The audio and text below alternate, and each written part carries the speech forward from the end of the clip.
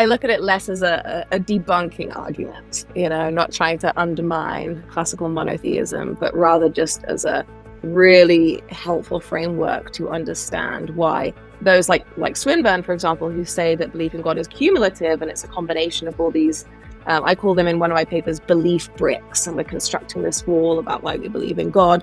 If we can analyze each of these belief bricks through the lens of the evil God challenge, then we can figure out, right, which belief bricks does my wall of belief actually really fundamentally rest on. It's not just there's an absence of reason to trust in our cognitive faculties, but if we were to accept the evil God hypothesis, we would have positive reason to distrust our cognitive faculties, because the evil God, by hypothesis, would want to deceive us in all sorts of ways. And the good God hypothesis doesn't have that upshot. In fact, it's the opposite. Hello, and welcome back to the Unbelievable podcast, where we bring together Christians, skeptics, agnostics, and everyone in between to discuss and debate the topics that matter most to all of us. I'm your host, Vince Vitale, and today's discussion is one I'm really looking forward to. We'll be discussing the evil God challenge, which is as provocative and intriguing as it sounds. It raises this question: could it be that there is as much reason to believe in an all-evil God as there is to believe in an all-good God? That may be a completely new thought to you, but thankfully my guests today are two of the very best people to help us get our heads around this challenge. Dr. Asha Lancaster-Thomas is with us. Her research on this topic has sparked substantial debate. She holds a PhD from the University of Birmingham and teaches high school philosophy at Atlanta Classical Academy. Be sure to check out her contribution to Jack Syme's new book, Philosophers on God, Talking About Existence. We're so pleased to welcome you onto the podcast today, Asha. Thanks for joining us. Thank you for having me. Pleasure. And also on the show today is Dr. Max Baker-Hytch, lecturer in philosophy at Wycliffe Hall and a member of the Faculty of Philosophy at Oxford University, where he also received his PhD. Max has published more than a dozen scholarly articles, one of which is in part a response to Asha's work and is titled Meeting the Evil God Challenge. Welcome back to the show, Max. Thanks very much for having me. Great to be with you. Excellent. Now, I don't actually know, do you two know each had a chance to engage on this before? I think perhaps over Facebook Messenger briefly. yeah, but I don't think we've ever come face to face. So this is fantastic to see you, Max. I'm a huge admirer of your work. I very much enjoyed your paper, so I'm very keen to thank talk you, about Asha. this with Well, you. likewise, I think Asha's done a great job in kind of mapping out the history of this debate, actually. Would highly recommend her pieces in the Philosophical Compass on that, especially. So yeah, really great to be face to face. Excellent. And you've interacted over Facebook Messenger, so the relationship is strong and deep. So this is a great next step in your friendship. And I'm excited to dive into this topic. We'll try not to ruin it today. Yeah, try not to ruin it today. I'm excited to dive into this topic. It's actually one I've wanted to think more about for a long time. And Asha, many of our listeners will never have heard that term, the evil God challenge. So just could you explain in a way that would hopefully make sense for someone who's completely new to this conversation what that challenge is? Absolutely. So I suppose the resurgence of the notion of an evil God occurred with Stephen Law publishing his 2010 paper called The Evil God Challenge in Religious Studies. And since then, many different philosophers have gotten themselves involved in the conversation, either for or against the challenge. And the challenge, although not created by Stephen Law, I think probably we would all agree has been best put forth in detail by Law in this paper. So essentially, Law asks us to consider two competing hypotheses. So the first that we refer to as the evil God hypothesis is a parallel or a mirror hypothesis to the probably more well-known good God hypothesis. So the good God hypothesis is probably what we would all call the classical monotheist hypothesis, that there exists an all-good, an all-powerful, and an all-knowing God. And the evil God hypothesis mirrors that, in terms of morality, right? So evil God still is all powerful. Evil God is all knowing, but rather than being all good, evil God, as is suggested by the name, is all evil. So we're kind of flipping that one characteristic of the concept of God.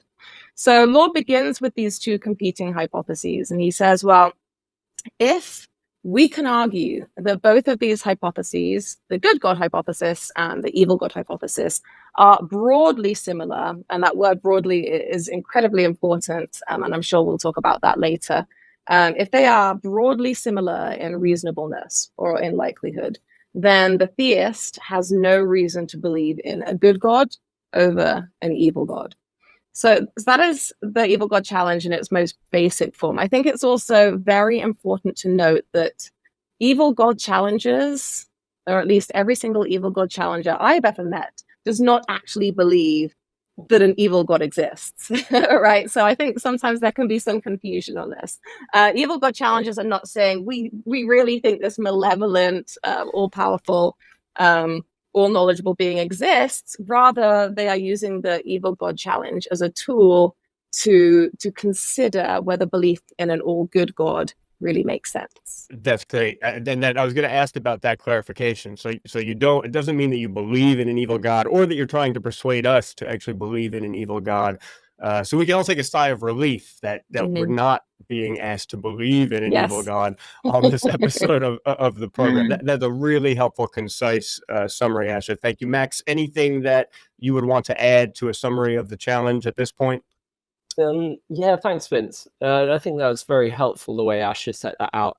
I think one thing actually that has occurred to me is that maybe this challenge is trying to appeal to an intuition that you can actually find in David Hume's dialogues concerning natural religion. So David Hume, the 18th century Scottish philosopher. So there's a point in that book where Hume says something to the effect of, given that the world that we observe contains a mixture of good and evil, it's kind of neither a perfectly good world, nor is it a totally evil world. There's a thought that, well, it's not then plausible to attribute the origins of this world, which is a mixture of good and evil, to a being who is exclusively good or exclusively evil.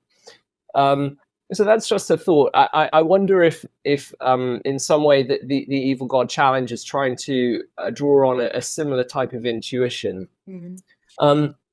I think, the other thing just to add is, I suppose, and this is something you've teased out in your work, Asha, I think helpfully, that there are different sort of strengths of challenge that could be put forward.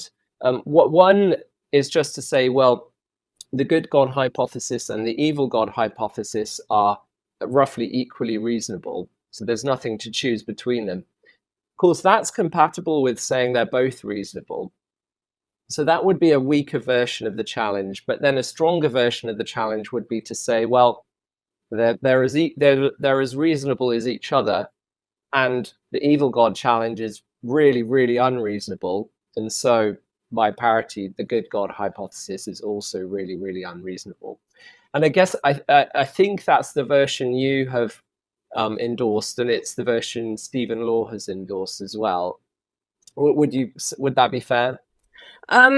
Yes. So I think it's really important to draw that distinction that, as you say, I identify in one of my papers. So the strong evil God challenge is what is most popularly known as the evil God challenge, right? So the evil God challenger is saying both these hypotheses are relatively similar in reasonableness.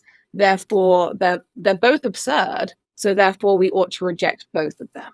But there might be philosophers, and I think there's perhaps one or two emerging from the current literature who are saying, well, perhaps actually both of these hypotheses are reasonable. And that would take the evil God challenge down a different route, because then how would you decide between them? But I think it's safe to say that most evil God challengers advocate for the strong evil God challenge. So they're saying an evil God is absurd. It's about the same in reasonableness as a good God. Therefore, we ought to reject them both. I will just note that I think I'm probably less adamant than law, that the challenge works over every single possible argument for or against good God. So my framework is quite different from Law's, I think. And Max, it's actually probably more similar to yours in your paper. I'm trying to look at which possible theistic views, because of course theism includes a very wide range of different views, which of those views within classical monotheism are made problematic by the challenge. And I don't think, as I think you would agree, that all versions of theism are problematic. Right. Yeah. So what comes to mind is Philip Goff, who's a philosopher that is out there on quite a lot of podcasts at the moment, things like that. So he's exploring the idea of a God of limited power. And I take it that kind of hypothesis wouldn't be affected by the evil God challenge. Yeah, that's exactly right. And in fact, again, it's very important to say that the evil God challenge is intended to target classical monotheistic religions, Abrahamic religions, not Eastern religions that postulate more than one God, or even some types of theism that postulates, for example, Eugen Nagasawa's maximal God that may not be right an omni-God in terms of benevolence and power and that sort of thing. Yeah. And so just to throw sort of an analogy on the table, make sure our listeners kind of have our heads around, in particular, I was thinking this weaker version of the challenge where you're not necessarily saying that either of the hypotheses are absurd, but that it seems like there's equal plausibility to both of them. So why choose one or the other? Could it sort of be seen like a kind of defense tactic in a courtroom where you add another suspect into the trial? And so initially you thought, okay, the evidence points to this suspect, but this approach, rather than trying to deny that evidence, says that evidence points just as likely to this other suspect, and that's enough to undermine the confidence you should have in the first suspect. Is that a reasonable analogy? That is a reasonable analogy. And in fact, Stephen Law in his original paper uses the example of scales. So we have a set of scales, and on one side, we're piling on all our evidence for the good God hypothesis. And on the other side, we're piling on all our evidence for the evil God hypothesis. And we're trying to figure out where exactly the scales lie and which one has the one up on the other after we've loaded all of the evidence on there. The problem with that is, of course, there are so many different areas in philosophy of religion that you would need to examine to get, I suppose, the full picture, which is why I can't say that I think the evil God challenge is fully successful, because I have not examined every single area of philosophy of religion in which it could have a bearing. What have you been doing with your time, Asha? Well, I tried to cover... You haven't explored every area? I tried to cover a lot of it in my PhD, which was purely focused on the challenge.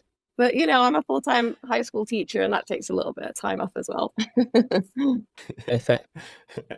Excellent. I think this is such an interesting discussion for all of us, like whether we believe in God or not, because even if you don't, it's likely, I think, for many people that we have at least considered whether we should believe in a good God.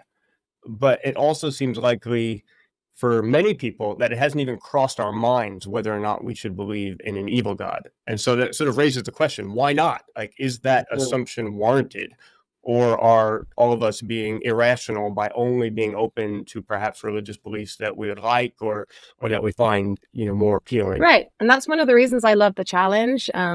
I suspect that most people, after analyzing the challenge, will fall down on the side of the good God hypothesis. But what my main aim is when I am writing on this topic is I want theists to examine why they believe in a good God. So they might say, for example, if I ask Max, for example, and maybe this is too much of a personal question to ask on air, but I might say, Max, why do you believe in God? And perhaps he would say, well, 50% of my belief is based on the design argument and 10% on the privation argument. And then maybe the rest is a mix of faith or just some fundamental basic beliefs that I hold. And then by looking at his beliefs through the lens of the evil God challenge, we can kind of pinpoint, all right, this is this is why I believe in God. And if we can eradicate the design argument from that cumulative wall of belief, then we're left with the reasons why theists believe in good God. And I think that can be incredibly helpful, even if you don't think the challenge completely works. So you're using it as a tool to examine why people believe what they do. I think that's a really helpful way of framing the challenge. And as I've been thinking about it, I've thought that along similar lines that it's valuable just in that sense. It's kind of a heuristic, like, so yes, I am a theist who believes in a good God. But it's really helpful to try and get clear on, so what parts of the cumulative case that lead me to be a theist actually specifically tilt towards a good God. And you're right, that's clearly some parts of that cumulative case are neutral on the moral character of God. Probably most kind of famously the design argument, or design arguments, don't really seem to go one way or the other on their own. The other thing I think it's really helpful for is that it helps us to think really carefully about the relationship between good and evil, and to think carefully about, are there ways in which good and evil are sort of mirror images of each other, sort of equal and opposite realities, or are there also some ways in which they're not? So yeah, I think it's very valuable, even whether or not it works in terms of kind of the stated aim of the strong evil God challenge. I still think it's really a worthwhile thing to think about. I look at it less as a debunking argument, not trying to undermine classical monotheism, but rather just as a really helpful framework to understand why those like Swinburne, for example, who say that belief in God is cumulative and it's a combination of all these, I call them in one of my papers belief bricks, and we're constructing this wall about why we believe in God. If we can analyze each of these belief bricks through the lens of the evil God challenge, then we can figure out, right, which belief bricks does my wall of belief actually really fundamentally rest on. That's great. Another, phrase that's kind of central to this discussion is the symmetry thesis. We've already glanced in this direction. Max, maybe you could open up what's meant by that, and then we'll push into some of these specific areas where we can see whether there are parallels or some discontinuities between the good God and evil God. Yeah, thanks, Vince. So, yeah, I mean, we've touched on the symmetry thesis already, but not by name. So the symmetry thesis is the idea that there is this, as Asha said, I think approximate is important to say, approximate symmetry between the reasonableness of the good God hypothesis and the reasonableness of the evil God hypothesis. And to say that there's an approximate symmetry is to say that when you take all of the different arguments into consideration, you look at the total picture, it's about as reasonable to think that there's a good God as it is to think that there's an evil God. So in the paper that I published on the topic with Ben Page, we basically started off that paper by looking at that symmetry thesis, and we suggested that you could kind of almost subdivide it into three. If anything, just as a way to kind of make it a bit more manageable to think about what that symmetry thesis involves. So we've suggested that the three, if you like, sub-symmetries that make up the big overall symmetry are firstly what you might intrinsic plausibility symmetry. So that's to say, when you think about the hypothesis all on its own, you're not thinking about the evidence in the world and whether the hypothesis can explain it. You're just taking the hypothesis in isolation all on its own, and you're thinking about, is the hypothesis internally coherent, and even if it's internally coherent, how kind of plausible is it just in its own right? So that's one kind of subsymmetry. Are the good God hypothesis and the evil God hypothesis equally intrinsically plausible? Another one would be what we call natural theology symmetry. So we've kind of Asha's alluded to this already. So of course, there's all these arguments that have been put forward for God's existence over the last few thousand years. And natural theology symmetry is about whether the arguments roughly lend equal amount of support to the good God hypothesis as to the evil God hypothesis. So the sort of positive evidences, do they give just as much support to good God as to evil God? And the third one, and this has obviously been very important for Stephen Law's framing of the evil God challenge, is what we call the theodicy symmetry. So the problem of evil, of course, is a well-known problem for the good God hypothesis. And then, over the centuries, believers in a good God, various philosophers and theologians have put forward theodicies, which are basically stories that try to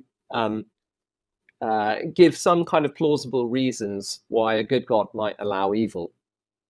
And then we think about the hypothesis of an evil God, and there's a similar situation there in that the evil God, that there needs to be some kind of explanation as to why an evil God would allow there to be so much goodness in the world.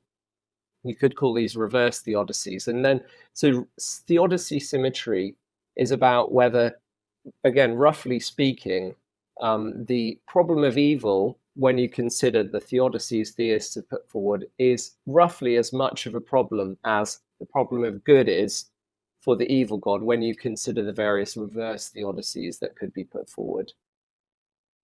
Great, Max. No, that's really helpful framework. And I want to dive into a number of these potential symmetries or asymmetries, but sort of with the rest of the time in this first section of the episode, maybe could you just in a couple minutes, if you had to pick one aspect where you think that there's asymmetry between the good God and the evil God that is undermining to the evil God challenge, what would be maybe the one asymmetry that you would go to? And if you could share that in a couple minutes, we'll then give Asha a chance to respond to that. Yeah, so one thing I should say at the start is that some of these asymmetries could be categorized in more than one of those categories that I just elucidated. So in a sense, it can be somewhat arbitrary, which of those three subsymmetries you put them in. But okay, so the one that I'll put forward now is this. So the evil God, the hypothesis of an evil God is that there's this being who has this completely evil, malevolent character, and presumably part of that character is that he is completely deceitful. He loves to deceive people, and he hates the truth. And by contrast, the good God hypothesis says that God is a lover of the truth, and so that has some quite profound implications for our ability to trust in our cognitive faculties. So cognitive faculties, in other words, not just our sense perception, vision, hearing, etc., but also memory, our sort of rational intuitions, our ability to do logical inferences. And so it looks as though the hypothesis of the evil God fundamentally undermines our ability to trust in our cognitive faculties.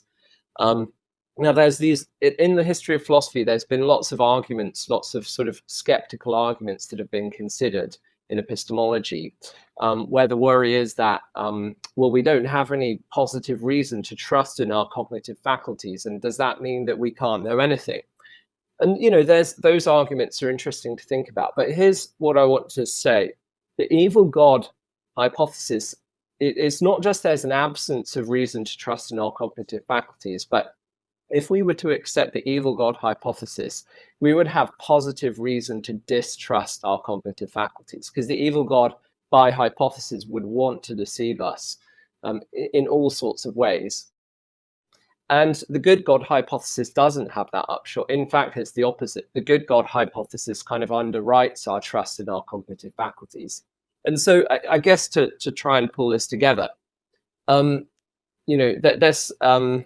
me put it like this. If a hypothesis is such that if we were to believe it, it would undermine our fundamental trust in our cognitive faculties, sort of wholesale, that seems like a really strong reason to reject the hypothesis. Because after all, if we were to accept that hypothesis, we couldn't even rationally believe that hypothesis. right? That the hypothesis has the implication that no one could ever rationally believe it. Whereas the good God hypothesis doesn't have that. It doesn't seem to be mirrored in that way. Oh, very interesting, Max. Okay, I'm excited, Asha, to hear you respond to this. We have to take a quick break first, so I'm going to pause there, but we'll pick up where we left off in just a moment. As we take a quick break, we'd love to know what you think. Tell us in the comments or email us at unbelievable@premier.org.uk, or get in touch via social media, UnbelievableFE for X, at Premier Unbelievable for Instagram and Facebook. We're talking about the evil God challenge. Is belief in a good God really more reasonable than belief in an evil God? We'll be back in a moment.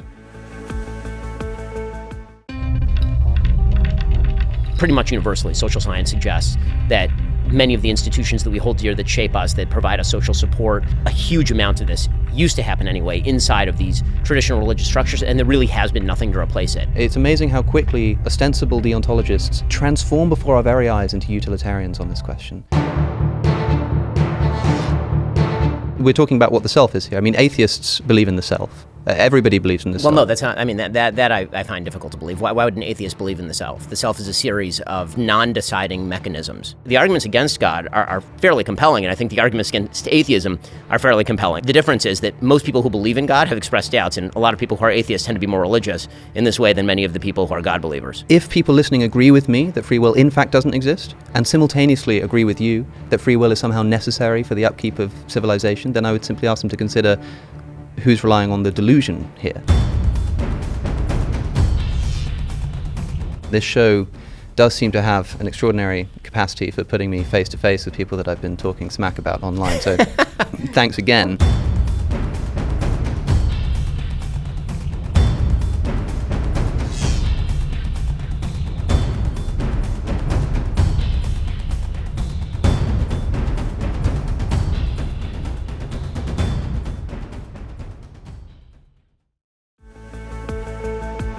Welcome back to part 2 of this intriguing and even unusual discussion, where one of our guests is arguing that the idea of a good God might only be as plausible as the idea of an evil God. I'm your host, Vince Vitale, and you're tuned into the Premier Unbelievable podcast. I want to pick up right where we left off. Max, you were arguing that if the evil God existed, then that would undermine our ability to trust our cognitive faculties, to trust our memories, to trust our beliefs, and that is reason not to believe in that type of God. Love to put that in your direction, Asha, and see what your thoughts are on what Max has suggested. Yeah, so this is fascinating, and I don't think I've actually come across this argument yet. So I'm going to think on my feet and just give my first, I suppose, intuitions. So it sounds to me that you're arguing it is better for us to believe in a good God than an evil God, because if we were to believe in an evil God, that would undermine our reason to trust our own judgments. And we don't want that. So we should therefore believe in a good God instead. I don't want to get that wrong. So is that kind of what you were arguing? Well, okay, so to put it in the language of defeaters, so in epistemology, if you acquire a defeater for a belief, you acquire a reason for thinking that the cognitive faculties or the evidence you use can't be relied upon. So it's definitely not a kind of pragmatic appeal. It's definitely an appeal to evidential considerations. So the idea is that if a hypothesis had the result that we would gain a defeater for trustworthiness of all of our cognitive faculties, it would be irrational to ever believe a hypothesis that's like okay. that. So this is really interesting. So first of all, this really reminds me of the well-being arguments against the evil God challenge, like pragmatic encroachment arguments put forward by Tasia and Scruton. As you know, I don't think it's exactly the same, because you're not arguing that the pragmatic encroaches upon our alethic beliefs. But I don't see why that would make the good God hypothesis more likely, that it will be more likely that a good God exists than that an evil God exists. Reason being, because it seems obvious that if an evil God was deceiving us so much, then, well, that's just the way it is. We would just be deceived. I also would go back to what you said at the beginning, and talking about, you kind of made the assumption that an evil God would want to deceive everyone. And I think I would question that as well. And this raises a really important topic, I think, which is, what is the nature of evil God's evilness? And I think this has been underrepresented in the literature. So is an evil God, it sounds like you're saying that your concept of an evil God is just this very deceptive divine being that would want to deceive people as much as possible. But my concept of an evil God might not include that quality of deception. I might say, well, evil God actually doesn't care whether or not we know that evil God is there, or maybe evil God doesn't care so much about deception. And maybe in some cases, evil God would not want to deceive us, because evil God would want us to be aware of the horrors of the world. So, I suppose, first of all, I would just perhaps question your premise that evil God has to be this ultra deceiver. And second of all, I would say, well, even if we do determine that evil God's evilness comes from that deceptive element, that still doesn't mean that electically it's that a good God is more likely than an evil God. Yeah, thanks, Asha. So I'll take the one about evil God's sort of desires first. So I think, let me put it like this. When we think about the concept of a good God, we don't kind of really need to take ourselves to have a really good grasp on the psychology of a good God to be able to see that loving truth and wanting truthfulness to be a part of the world, wanting us to be able to access the truth, is something that would very likely be the case. And so I don't think we need really good access to the evil God's psychology to think that it's at least very much on the table that evil God might want to deceive us. The other thing I would say is that I think some of the evil God challenges, so I'm thinking of Stephen Law, in his paper, he definitely leans sometimes on the idea that evil God would be a deceiver. So with respect to religious experience, he tries to say that, well, evil God actually allegedly accounts for the kind of distribution of religious experience and the fact that some religious experiences contradict each other. Law claims that fits well with the evil God hypothesis, because evil God would like to deceive us. And so in that sense, I think I'm just kind of running with what some evil God challengers have said and saying, well, let's just take that to its logical conclusions. In other words, why would evil God stop there with the religious domain? So with respect to, I think, so I have read Tasia Scrotton's paper, and I was convinced by your response to it that really pragmatic considerations, like whether it makes us feel better to believe in a good God, I don't think that those are weighty. And so I agree with you on that. But I think I want to say that the type of asymmetry I'm putting forward here is not a pragmatic one. It is properly epistemic, so pertaining to reasons to think something's true. So I wonder if this doesn't kind of take us down too much of a rabbit hole.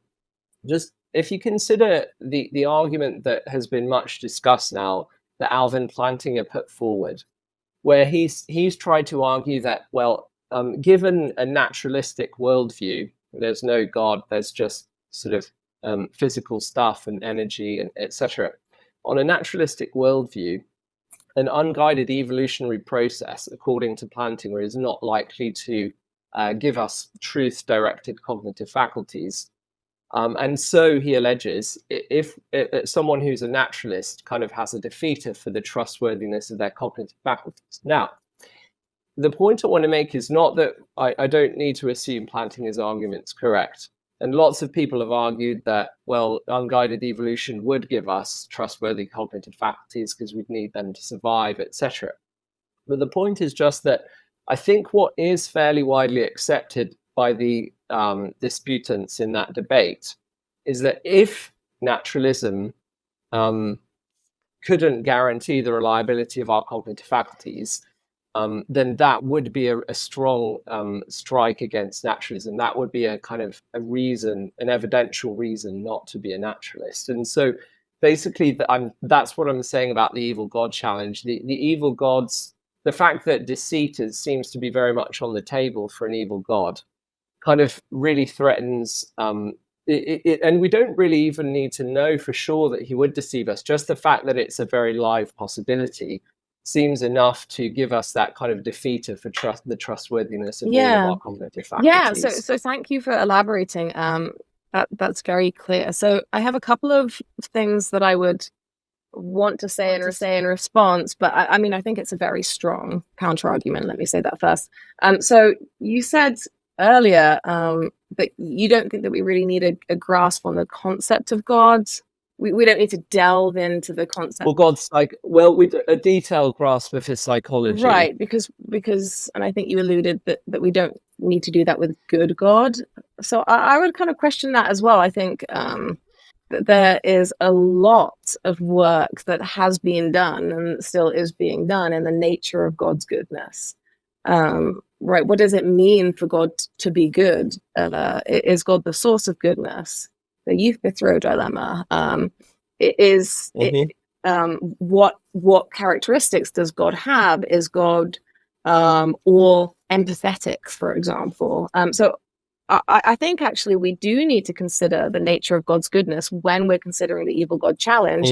And again, this goes back to there are so many different concepts of evil, right? We have agent-centered evil, we have action-centered evil, we have disposition-centered evil. So what makes a person evil? Is it their actions, intentions, or just their general disposition? And I think we need to apply that to divine evilness as well, if that's not an oxymoron.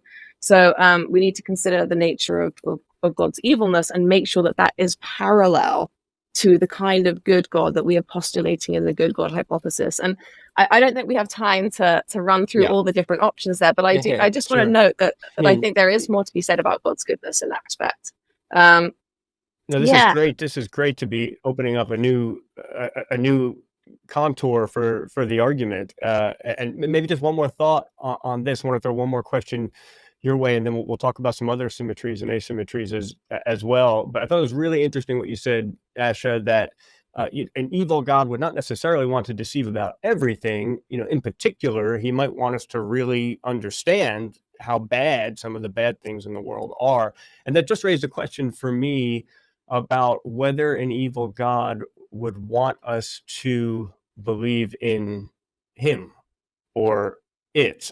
I'm just imagining like an evil God being, very narcissistic and sort of wanting to get the credit for the bad things in the world. And then it just surfaced the question for me, is the fact that more people don't believe in an evil God. Could that be evidence against an evil God? Because would an evil God want us to believe in him? It's just a thought that came, but interested to hear if there's any instinctive response. Well, I actually talk a bit about that in my paper on evil God and the argument from religious experience. And I think you could go one of two ways. You could say that evil God would really love us to know about all the torture and suffering that evil God is inflicting, but also maybe evil God wants some hiddenness, just like some theists postulate good God wants hiddenness.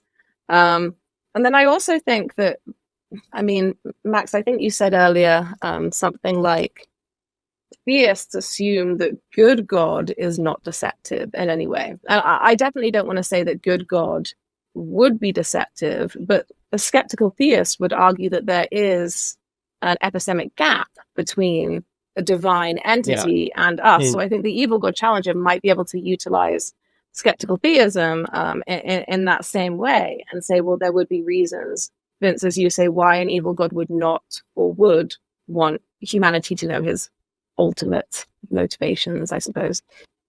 That's good. And you mentioned religious experience. I wanted to pick up on that as well, because I found it really interesting, Asha, that you suggested that the religious experiences that people have throughout the world could possibly point more in the favor of believing in an evil God than a good God, that was quite provocative to me, because I think religious experience, people have these positive religious experiences, and that's why many people actually believe in a good God. But you sort of turned that argument in a different direction. Could you explain that to us a bit?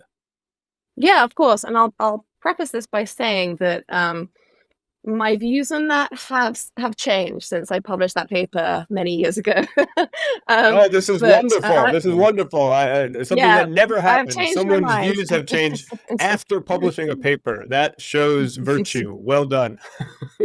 Yeah, and part of that is enjoying discussions about the evil god challenge with friends like Kirk, Lougheed, and Jack Symes. I have had many fruitful discussions with them about the evil god challenge that have made me change at least somewhat some of my views. So I still think that the argument from religious experience has a broad symmetry, but I no longer believe that that is tipped in favor of evil god. But would you like me to elaborate on just some of my main claims in that paper? Sure, that'd be great.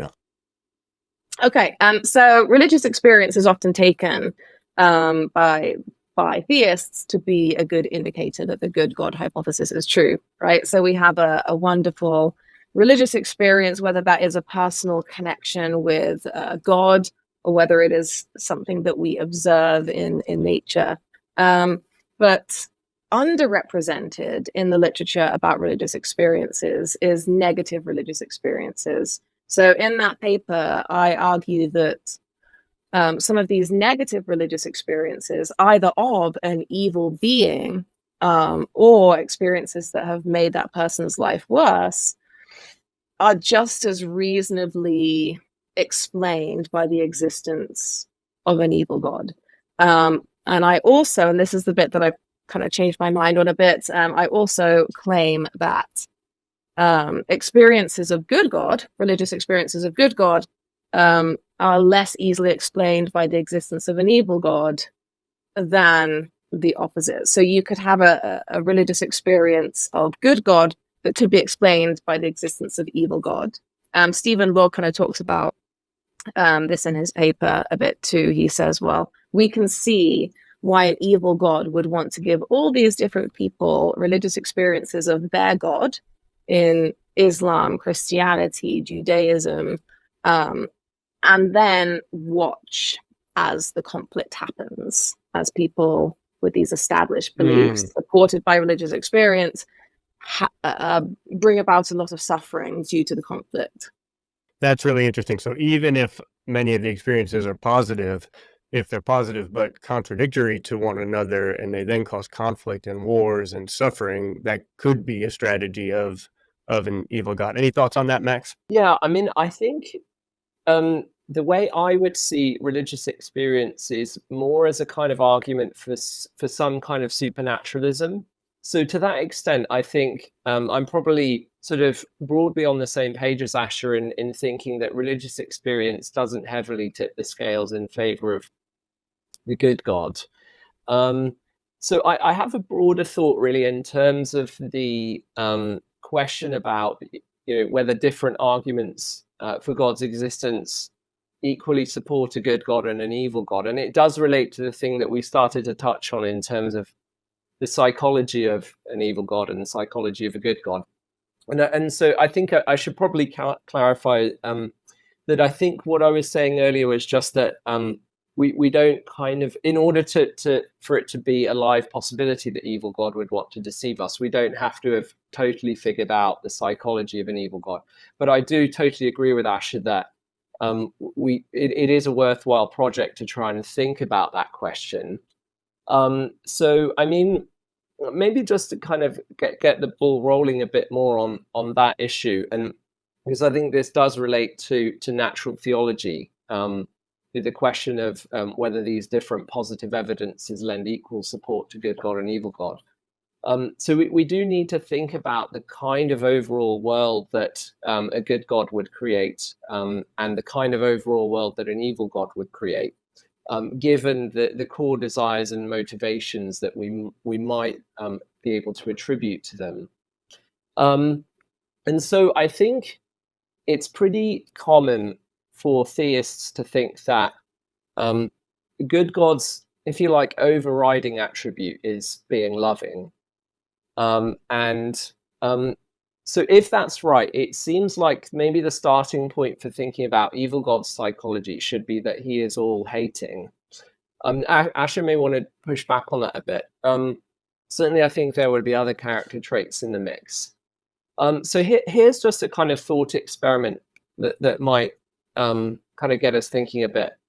And so think about three worlds.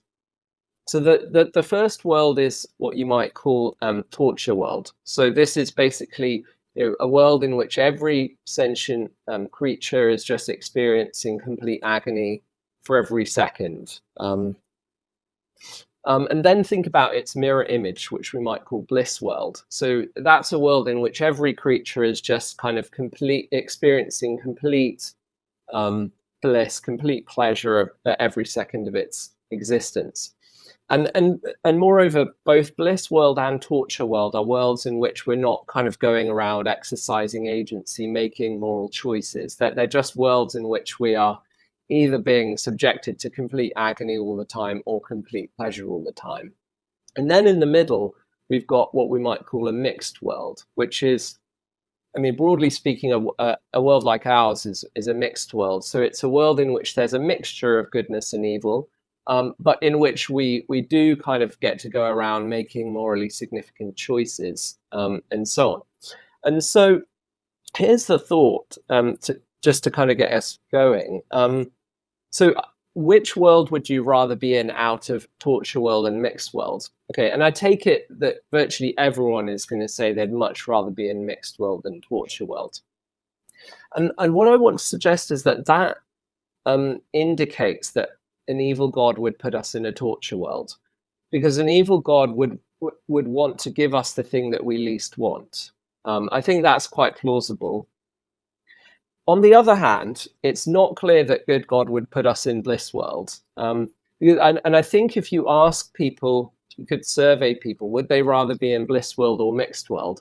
I think you would get a mixture of responses. It's not clear, it's not obvious to me which one I should choose. If anything, I might lean towards mixed world. And I should say that even the atheist philosopher Robert Nozick, and he wasn't really thinking about anything to do with God, but he gave this thought experiment where he asked if you would want to plug into an experience machine, which is basically what I've described as bliss world, or remain in the real world where you can go around making moral choices. And he thinks you should not plug into the experience machine. So even Robert Nozick, secular moral philosopher, thinks that a mixed world is preferable. So all of that to say, it seems to me that a good God has at least some reason to put us in a mixed world, whereas evil God, it seems to me, would have very strong reason to put us in a torture world. And since we don't live in a torture world, we live in a mixed world. At a kind of big sort of holistic level, that suggests to me that natural theology, which is to say the project of looking at the type of world we live in and inferring, making inferences about whether there's a God, that suggests to me that natural theology does favor a good God overall. Let's give Asha a chance to respond to that. I love this thought experiment. And I think it's quite compelling. It's one of my favorite things that you've come up with in this realm. My first thoughts are, number one, I think it's very easy for us. I think it's very easy for us to say, "Hey, this world that we live in is a mixed world." Because I think we are speaking from a position of great privilege.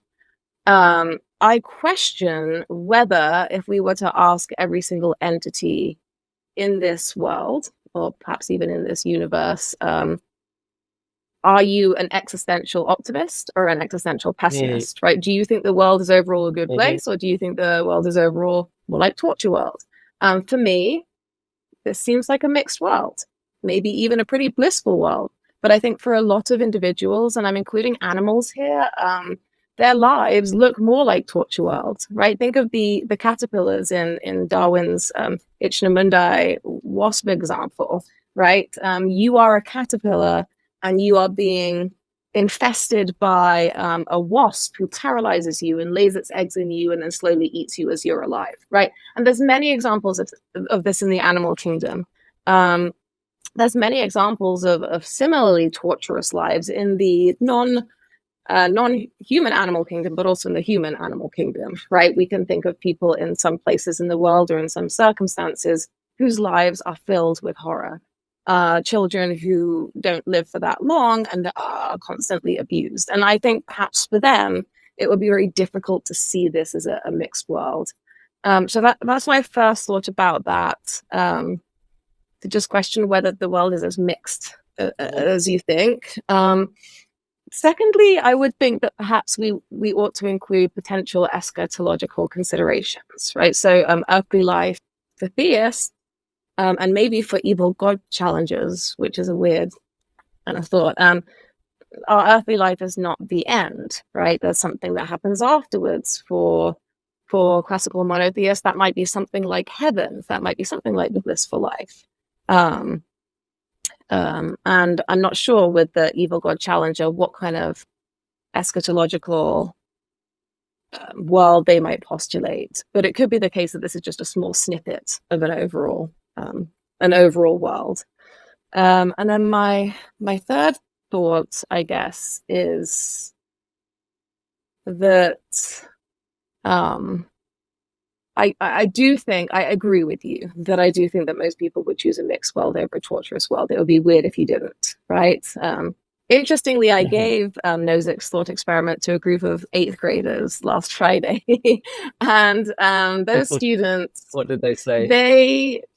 I think 2 or 3 of them out of the whole class opted to be plugged into the experience machine. And I also give my 10th grade students the same experiment, and hardly any of them would take the pleasure option.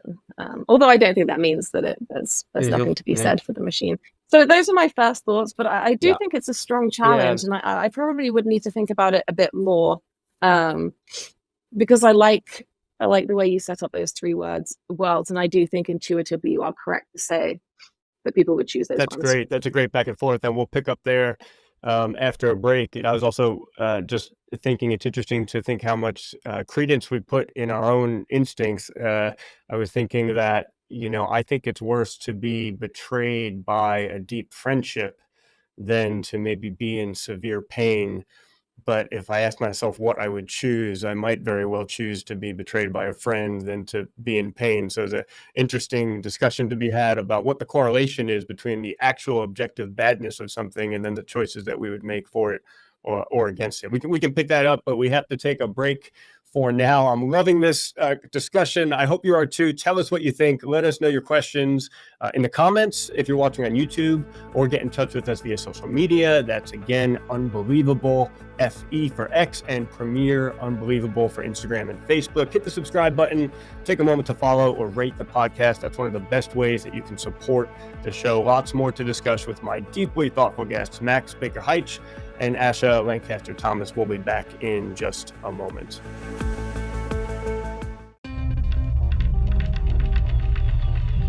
Are you saying that no one is really an atheist deep down? I didn't say no one was. Okay. I said that most of the people who claim to be atheists aren't. My response is, nothing matters. It's all empty and meaningless.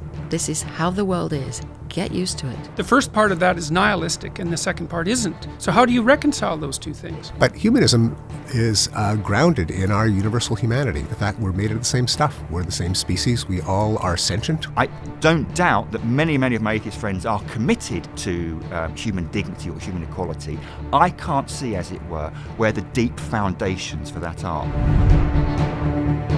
Nature is awash in purposes. They emerge from the bottom up, from a purposeless process. That's the genius of Darwin's idea. That's a heroic project. It is. It is, but I don't think it's a possible one. Something that makes us connect with that thing that is outside of ourselves. I can't put a name on that or call it God. That experience of an encounter with the reality of the resurrected Christ was life-changing.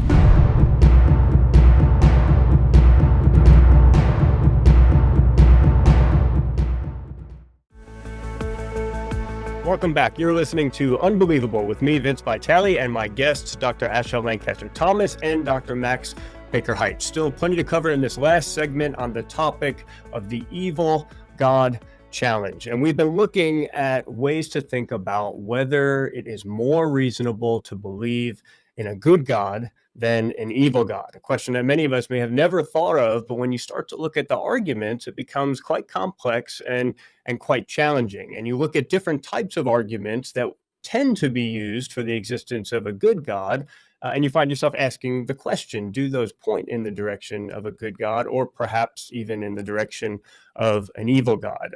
We've looked at a few of those potential symmetries and asymmetries. We'll look at a couple more.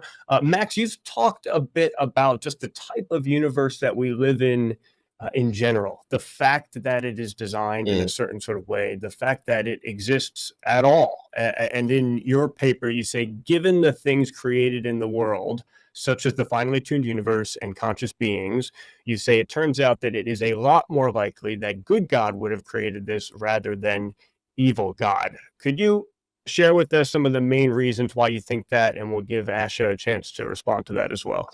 Yeah, I think the main reason is the thing I've been articulating in terms of that thought experiment. And maybe that connection wasn't quite made there in the paper back then. That was, I guess, 4 years ago. But yeah, the way I've tried to set up this thought experiment is, where we've got the idea of a torture world on one end of the scale and a bliss world on the other end of the scale, and then we've got something in between.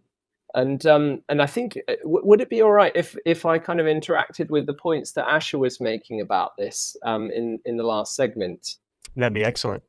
I think Asha raises some really good concerns and questions about that, the way I set that up, because she rightly points out that I'm assuming that our world is sort of in the middle on this scale. So a bliss world is 100% pleasure for every sentient creature at every waking moment. Torture world is the opposite, 100% agony at every moment. And Asha rightly points out, well, am I assuming that our world is like smack in the middle of that? Because actually, when you look at some of the things some people and some animals in our world endure, like, it looks like it's more towards the torture end of the spectrum. And I think that's a great point. I think that maybe the way I would sort of reply and nuance that sort of thought experiment with the three worlds is to say that it doesn't need to be that our world is sort of smack in the middle of that sliding scale between bliss world and torture world. If it's true that an evil God, he would want to put us in a torture world because that's what all of us would least want. So that's what evil God sort of predicts. Whereas at least there's some ambivalence, and we'll come to the sort of experience machine thing in a minute, but there's some ambivalence, I think, in all of us about whether we'd prefer to be in a bliss world or a mixed world. I think my claim is just that suggests that we recognize some reasons that a good God might have to put us somewhere other than the bliss end of the spectrum. And you might well be right that our actual world is a bit more towards the torture end of the spectrum than the bliss end. I imagine you'd agree with this. It's sort of pretty hard on aggregate to try and figure out where our world is exactly on that scale, but so long as that intuition is there, that we're not sure if we'd rather be in bliss world or mixed world, or indeed perhaps a number of your students would rather be in mixed world, that suggests that we recognize that it could be legitimate for a good God to put us somewhere in the middle of that sliding scale, whereas it looks to me as though evil God should put us right at the torture end of the scale. And clearly, even though our world does contain some horrific things, when the world as a whole isn't a torture world right at that extreme end of the scale. You made this interesting point, Max, in your paper that you said a wholly evil being would be consumed by hatred, and so therefore this being might hate even itself, which might make it want to destroy itself rather than create anything at all. So it's related to the conversation we're having But in a sense, rather than bliss world, torture world, or mixed world, you suggested that if a being was wholly evil, it might not create at all. In fact, it might destroy itself.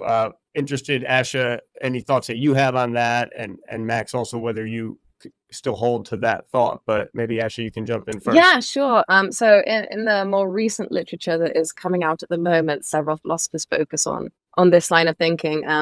The idea that an evil God is impossible because evil God would hate itself, as you say, and would self-extinguish. So Max probably knows already what I think about impossibility arguments, as I call them, and the bracketing move. And I think that's probably where we do have a difference of opinion. I'm not sure if we'll have time to get to it today.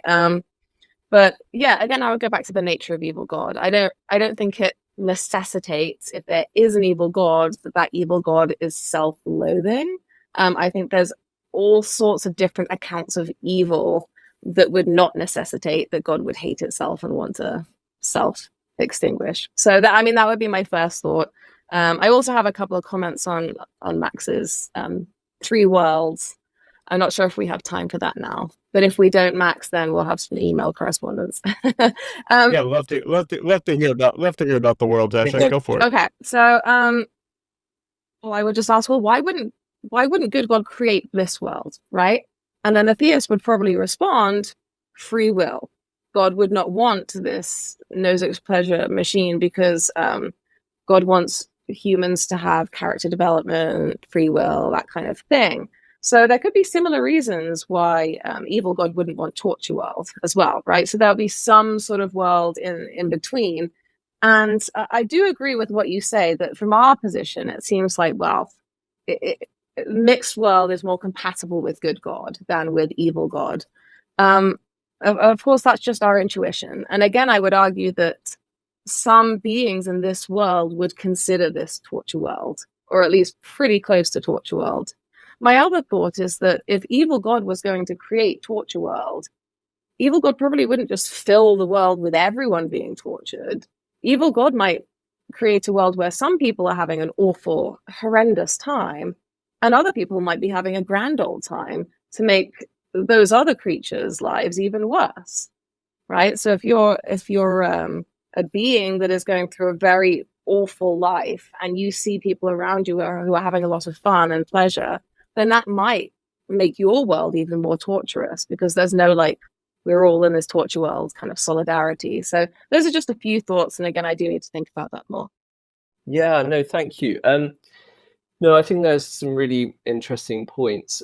So on free will, so actually, before I say anything about free will specifically, I think maybe what I want to say about the thought experiment with the three worlds is that the value of it might be the fact that without actually starting to articulate the reasons good God might have for putting us in mixed world over bliss world, it just seems already that we have an intuition that we would probably rather be in mixed world than bliss world, and that might suggest that whether or not we can articulate the reasons, we have an implicit recognition that that a good God might well have legitimate reasons for putting us in mixed world. But specifically then on free will, because yes, obviously, and Stephen Law particularly has argued that free will defense, the idea that good God would give us free will, and that we could use it for good or evil, and that sort of helps to explain the evil in the world and how it's compatible with a good God. And Stephen Law has, of course, claimed that can just be flipped and used to defend an evil God, because evil God wants us to use free will to freely choose evil, but sometimes we'll freely choose good, and he kind of just has to take that consequence. And so I do have a couple of thoughts about how I think that there might be some extent to which that free will theodicy can be flipped around, but I want to suggest a couple of things that mean that it doesn't work as well for the evil God as it does for the good God.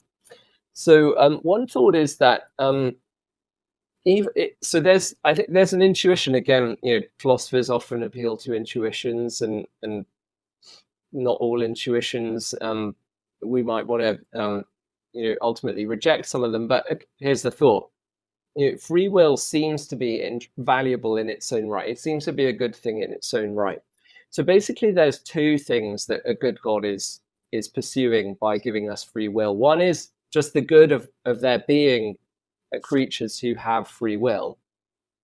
The other is the good of us freely choosing good things. By contrast, evil God only gets one thing, which is freely chosen evil. The intrinsic good of there being free creatures is not something evil God wants for its own sake.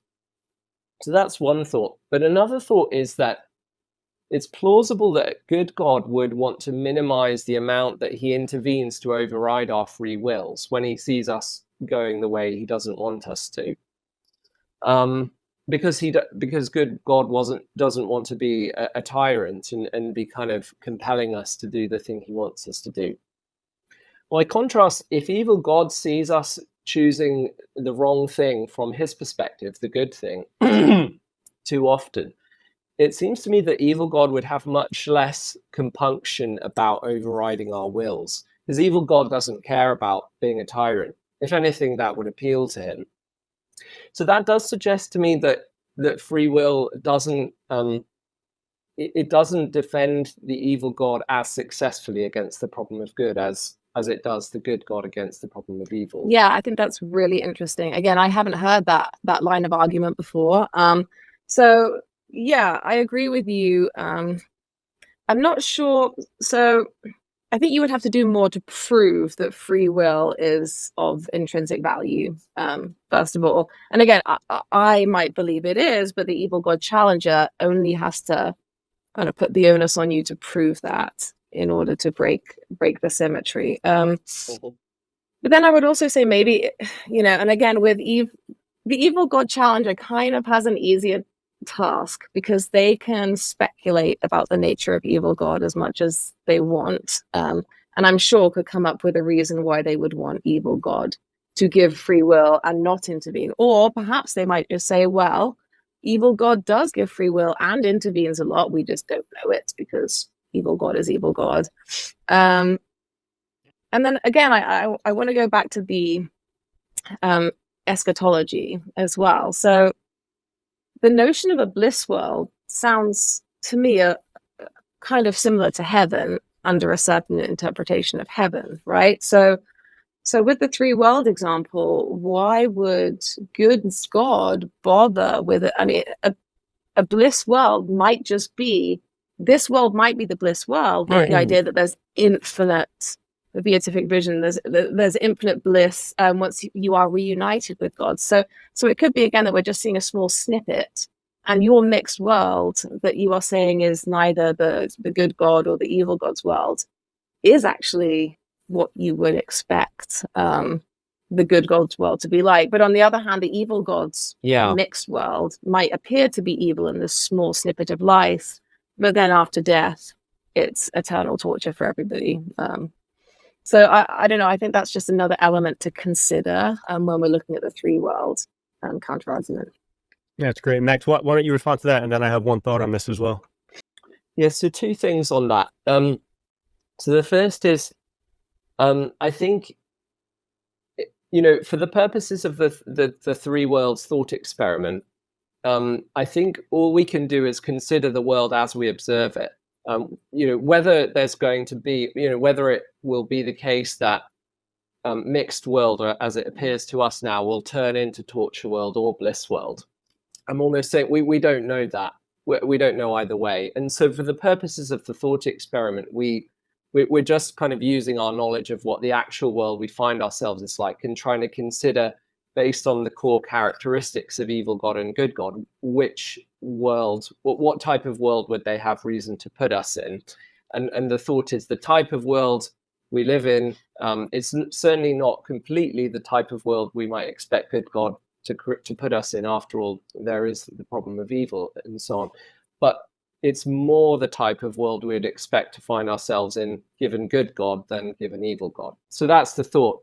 But then in terms of, you're raising the point, I think in a way, and tell me if I'm not getting this right, but in a way, I think you're raising the question of why doesn't good God put us in bliss world immediately? Because traditional theism has this idea of heaven, which I think you're right. In a sense, heaven is a bliss world.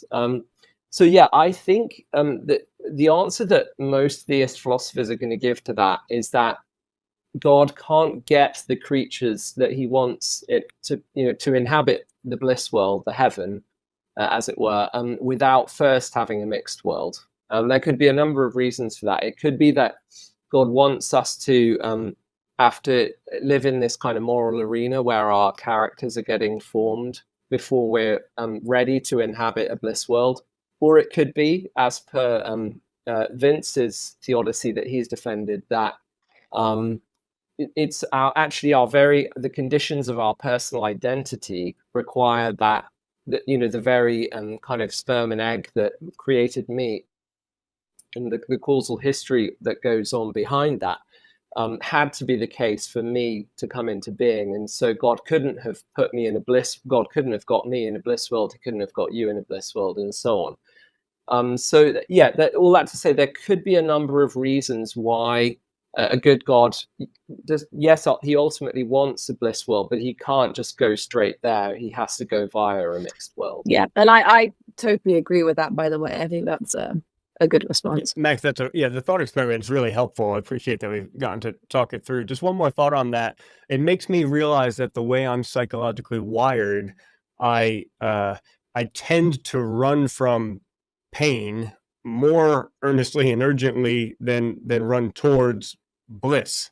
That's part of what your thought experiment reminds me of. But then that got me thinking, that psychological wiring itself, could that potentially be evidence in favor of evil God over good God, because he would want me to experience the evil more intensely than the good in life?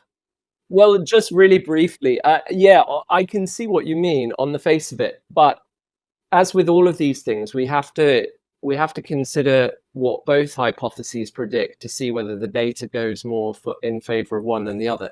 So yeah, I can see an evil God might well want us to fear and detest being in pain more than we long for being in pleasure. However, I think when you try and think about a pleasure-pain system that a creature could have that works coherently in a world of physical interactions and so on, it doesn't seem plausible that a creature could go about its life and survive for very long if it didn't have a stronger aversion to pain than an attraction to pleasure. So in other words, a good God, he might have wanted to give us a pleasure and pain system where we're more drawn towards pleasure than we are averse to pain. But it just looks as though that's a creature that's wired like that is going to more easily get killed and is not going to kind of, take its hand off the stove quickly enough, is not going to run away from the predator quickly enough. Great. Thanks for that, Max. Feel free to jump in if any thoughts on that, Asha. And then I want to spend, our last few minutes broadening out the discussion a bit. It's been great how deep we've been able to go and talk through these things, and have a couple of kind of broader thoughts as we just sort of think, okay, what are the implications of this, conversation as a whole?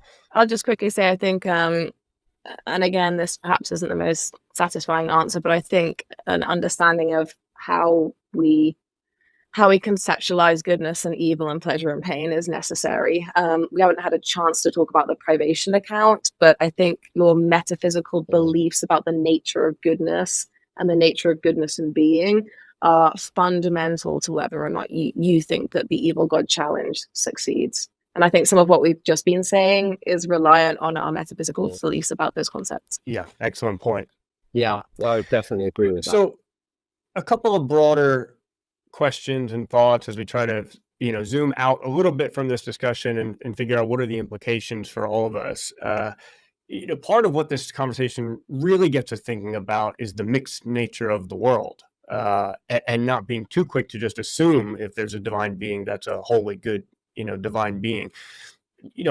For either of you, I'm interested in what you think about, mixed world, mixed deity. Is there anything in this conversation that pushes you in the direction, you said at the beginning, Asha, you don't necessarily believe in an evil God. You're not trying to persuade people of an evil God, but could it be that this conversation and the focus on the parallels and the mixed nature of the world actually pushes us in a direction of saying, could there be a divine being who's more mixed in his or its morality?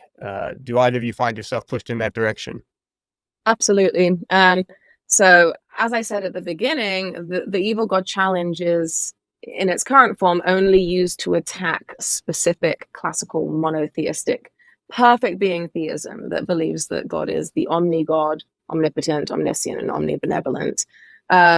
The evil God challenge was not intended to attack any other type of God concept. So I think the evil God challenge wouldn't work against a God that is pretty benevolent or pretty powerful. I do find it interesting that for example, when we're looking at the inconsistent triad within the problem of evil, and we've got to reject God's omnibenevolence or reject God's omnipotence or reject that evil exists, a privation theorist rejects that evil exists.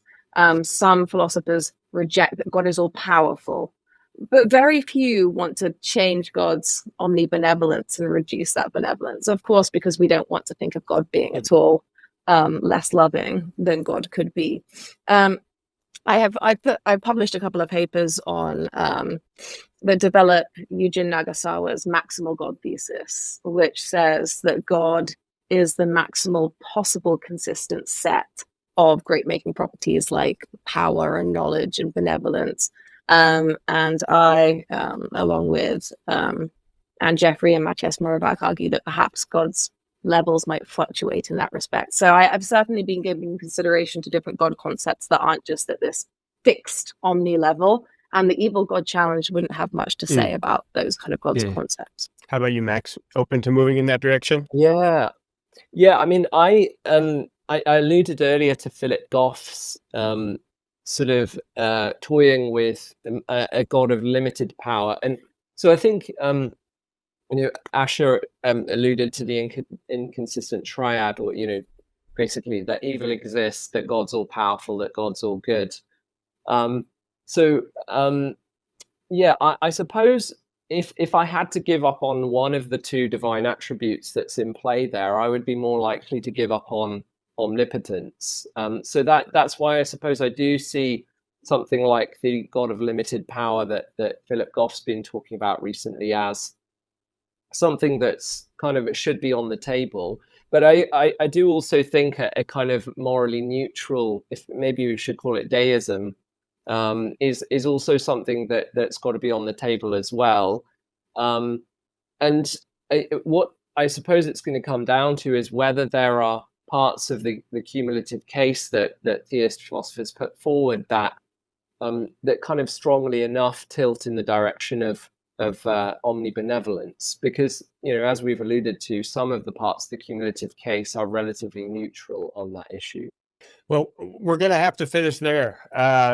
Guys, thank you so much for such a robust discussion. I've really enjoyed it, and I know a lot of preparation and thinking and research went into it. So much more we could discuss. We might have to have a follow-up second show, but it's been a real privilege to have you both on the show. I've been speaking with Dr. Asha Lancaster-Thomas and Dr. Max Baker-Hytch about the evil God challenge. If you want to read Asha or Max's papers on this topic, we'll be sure to add the details in the description.